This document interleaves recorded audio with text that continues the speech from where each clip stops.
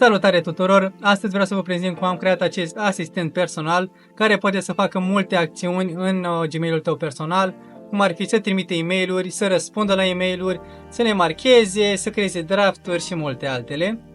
Înainte de a-l testa, vreau să-ți explic pas cu pas ce am făcut.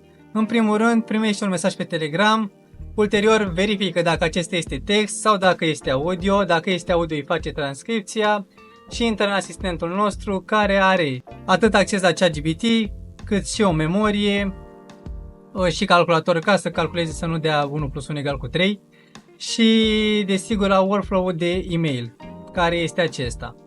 Ulterior, dacă intră pe flow-ul de e-mail, are OpenAI ca să scrie mail-urile și să înțeleagă ce se întâmplă acolo, apoi în funcție de ce îi spunem să facă, va face automat și ulterior, dacă va reuși, ne va trimite mesajul de succes, dacă nu, un try again și ne va da răspunsul.